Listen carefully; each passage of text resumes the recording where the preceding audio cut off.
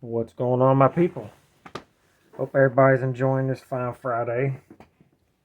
As usual, make sure you check out DNKKnives.com first and foremost. And if you purchase anything from there, you can use this coupon code behind the edge 10 to get yourself 10% off and free shipping, which is always awesome. Disclaimer, guys, this is going to be a long video. I may have to take a couple breaks. So if you see breaks in the video, know that I don't do any editing, so it's just me pausing it to catch my breath or take a drink or whatever. But another thing, I am not a professional or a steel expert in any way. I am only giving info on these steels based on my experiences alone, my opinions. So with that being said, take all info here with a huge grain of salt. A lot of you might not agree with my experience with the steel. I'm sure that's going to be the case, but we're all entitled to our own opinions. We can say and do and feel and be whatever we want to be. If you want to identify as a hubcap, that's fine. I don't have to be a part of it, though. Just like you don't have to agree with me on steels or on these particular steels. I have a whole mess of knives over here, so I'm going to talk about 20 that I have on hand. A couple of them I don't have on hand, so I'm just going to put a stand-in knife. Really not going to talk about the knife a lot, just the steel itself. These are obviously not all the steels I've ever had experience with. These are just a bunch that, I've been thinking about this, and, so I'm going to talk about first. Number one, we're going to talk about VG10. This is the only knife I have in VG10 right now. VG10 has been around for a ridiculously long time. It is not used as much as it used to be because it's an old blade steel. It's older than I am. Prominently used still with Spyderco's. It is a good basic stainless steel that holds a decent edge. It is super easy to sharpen, and it is extremely stainless. Not really much else to talk about because it's kind of an outdated steel. So moving on. Next, also, I'm not going to stay on each one for very long, or this will be a 2-hour video. Next, D2. Ingot D2 and CPM D2. I'm kind of just going to group those two into same thing. Probably the most widely used blade steel on planet Earth. And for good reason, because it works. It's a step up in every metric except for stainlessness from VG10. Holds a good edge. It's fairly tough. It does okay. By no means a super steel, but it will get the job done. It's a little bit harder to sharpen, but, it holds an edge better than a lot of your budget steels.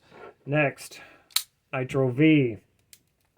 Nitro V used to be a prominently used on straight razors. It's an ingot style, or it's an ingot steel as well. Takes a ridiculously fine edge. It doesn't hold it forever, but it takes a good edge. It is extremely easy to sharpen, and it strops back better than most steels. Very good steel, not the greatest in the world. You see it on a lot of overpriced customs, but mostly now you see it on knives like this, which is in the budget realm. Next is 14C28N, which is very, very close to Nitro V. Same thing, very tough, pretty stainless, keeps a decent edge. Not the greatest, but not bad either, but it strops back very, very well and very easy. So, all recommendable. Next, 9CR, 8CR, 7CR, 5CR. Not a fan. It's all trash. I hate to say it. 9CR and above, 9, 10, whatever CRs. passable for a, you know, a knife like this. Something that you're just going to use sporadically to do shit that you don't want to use a good knife to do. Not a fan. Probably wouldn't use it unless I absolutely had to. So those are the budget steels that I really have on hand. There is some more that kind of considered budget steel, like CPM 154. It's the only knife I have in CPM 154. Decent steel. Again, it's been around a very long time. Easy to sharpen. Pretty tough. Not the toughest, but not the worst either. It's okay. You see it a lot on custom knives as well because it's super easy to machine and work with. So it's popular for custom knives. It does the trick. Again, it's, you know, not best, not the worst. It's okay. I don't mind it actually, but you know, not awful. Next one is S30V. I do not have a knife in S30V currently, which is extremely surprising. But this knife, its normal iteration is S30V. This one's an M4, but we'll get to that. S30V to me is a fantastic steel. Holds an edge very well. Very stainless. Pretty tough. For your entry level, this is where I would start. I wouldn't even bother with VG10 or any of the other, or D2 or any of them if you can keep from it. If you want to come in swinging, I would go right to S30V. It's getting phased out quite a bit. Benchmade uses it still a lot, and so does Spyderco, and it is fine. It's not the best. It's definitely not the worst. It was one of the first steels, not the first, that was specifically made for pocket knives. I believe 14C28M was the quote-unquote first specifically for pocket knives. Could be wrong. I tend to be a lot. S30V, though, I like it. Now, its close brother-in-law, S35 VN, is a different story. It is a little bit better in stainlessness than the S30V. It's supposed to be tougher, but the edge retention is not quite as good as S30V. As far as performance goes, I have no problem with S35VN. To me, it's not a super steel and has never been one. That's just my opinion. I hate the way it sharpens, and I don't know why. I don't know why it bothers me. I don't know why I just can never get S35. I can get it very sharp, but it takes for freaking ever, and I don't know why. And I've tried all the brands, all of them. The brand you're thinking of right now, I've tried it. The S35 just drives me crazy. Performs fine, it's okay, but I hate it. So there you go. I don't like it. And its close cousin, S45, I like a lot. Now, S45 is a little bit step up from the S35 and S30V. In every metric, except for maybe edge retention, it is much, much better at stainless. It is a little tougher, but it sharpens wonderfully. It's super easy to sharpen for me. It takes a good edge, a good fine edge, and it lasts a decent amount of time. It's quite tough, too, in my experience. You know, I like S45. To me, there's nothing that can be said bad about S45. I'm a fan. Next, CTS XHP. This is a micro melt dealio. Don't know what else to say about that. Anyway, it's a little bit different than the CPM process. CTS XHP is basically the answer to the non-stainlessness of D2. So this performs a little better than D2, but in my opinion, in my experience, but it is much more stainless and a little bit easier to sharpen than D2. So I like it a lot. It is an excellent steel. It's also starting to get phased out, and I'm not sure why, because to me it is magnificent. Another one I'm going to talk about in this same metric here is Elmax. To me, they're about the same as far as performance goes. I don't have a knife in Elmax right now, and it wasn't even on my 20 list here, but I wanted to throw that in.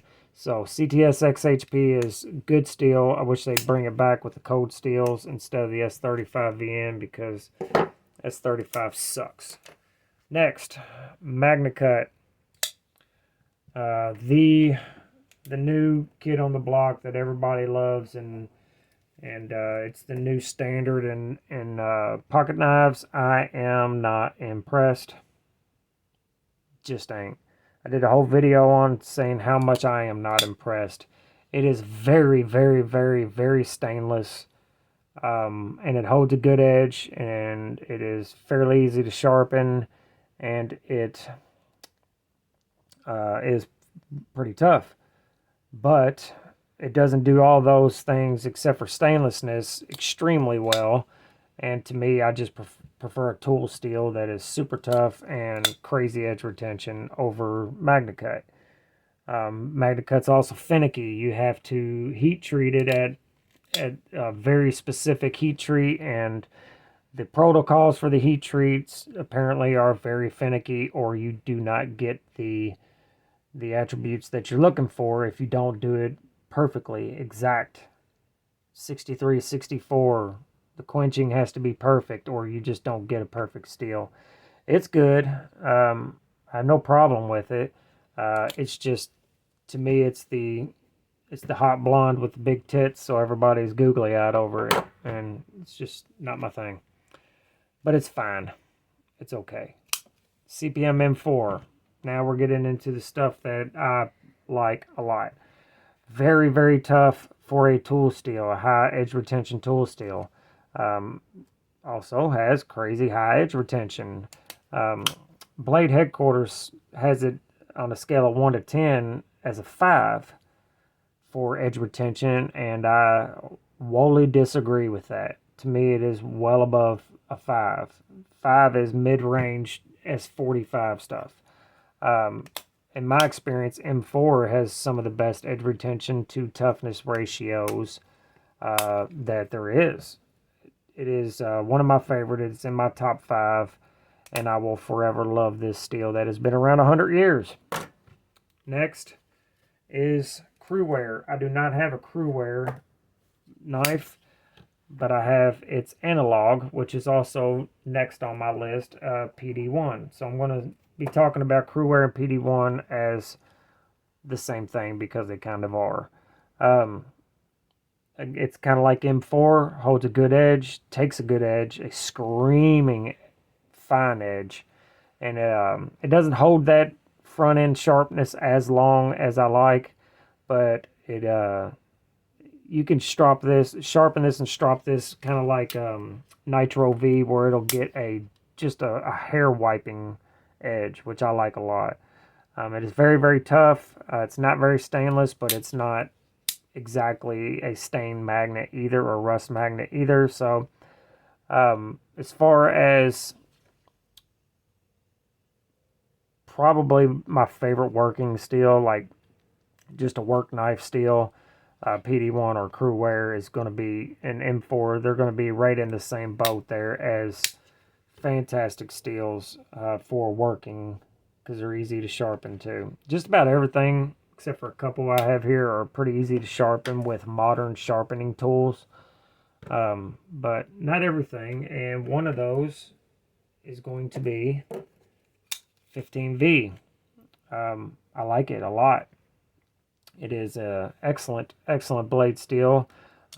Probably my number 3 right now as far as favorite steels, maybe number 2. I like it a lot. I had a Shaman in 15V for a while. I sold it, and now I have this one. I've been using it for about 4 days now straight. Wicked. I'm factory edge right out of the box. It is extremely sharp, and I have cut a lot of boxes with it, and it is just still magnificent. Keeps a fine front end sharpened edge for a very, very long time.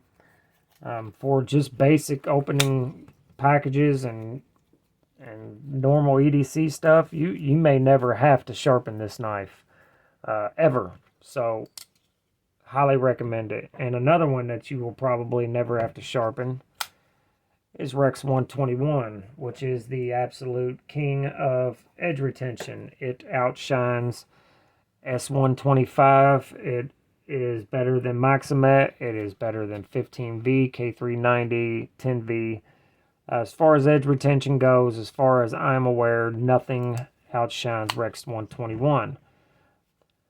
But with that being said, this is the very first knife in a very, very long time that has given me trouble sharpening.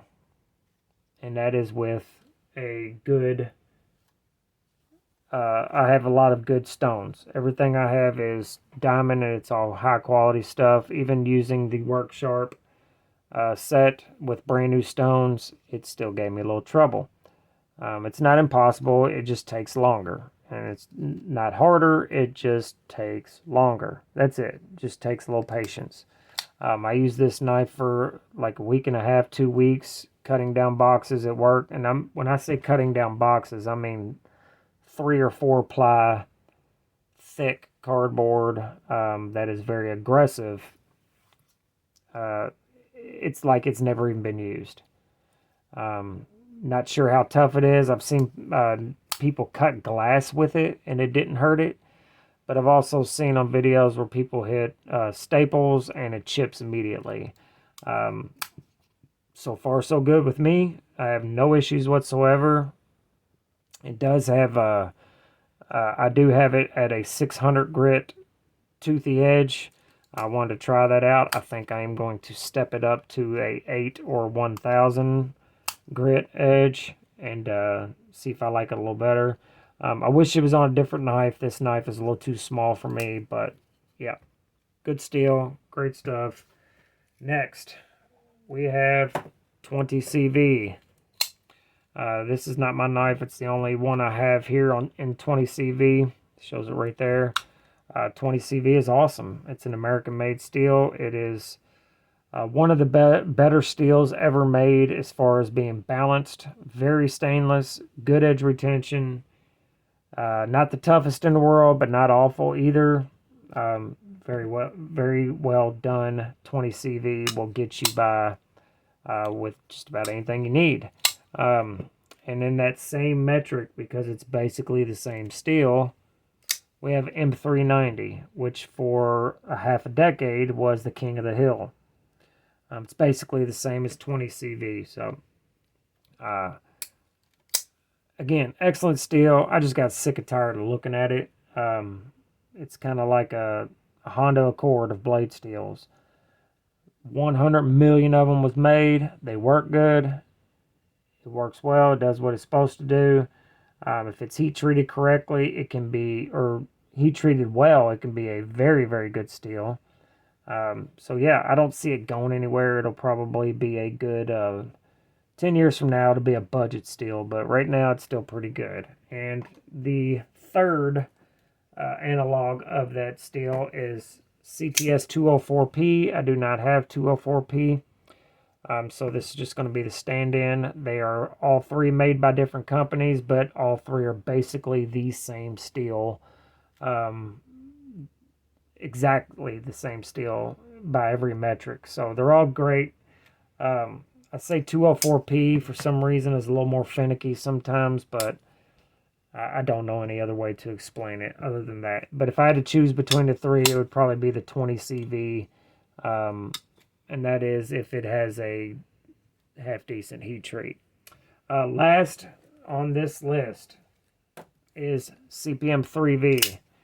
And typically used on fixed blade knives. But it also makes a great folding knife steel. It doesn't have the best edge retention in the world, but it's not bad. It's not exactly stainless, but again, it's not bad. What it shines at is being very easy to sharpen, and it is about the toughest steel that's easily accessible to everybody. 3V is fantastic. I love it. I could touch this thing up on a rod 10 seconds, touch up, and then 2 swipes on the strop, and it is back to being brand new again. So yeah, I love it. One steel I did not put on this list, which is my absolute favorite steel, which is K390/10V, because they're basically the same thing. Because I've talked about that steel many times in separate videos, and I do have full videos on K390. So if you want to check that out, you can. If you enjoy my videos, please consider joining the membership or joining Patreon in the description. There's a link to both in the description. I'm trying to do everything I can to grow my channel to at least be big enough to pay for itself, because every extra nickel I get goes into the channel, and it's not a lot. So I'm doing the best I can to, you know, have something to talk about. That is all I got on this one. This is a long one. What was it? 22 minutes, almost 22 minutes now. So I'm going to let y'all go. Make sure you're good to each other, love each other. Remember, life is short, so there's no reason to be a dumb cunt. And let me know in the comments what is your favorite steel out of all the ones I talked about, or what's your favorite that I didn't even talk about at all, because trust me, I am aware that I did not talk about all the steels out there. All right, guys. Later.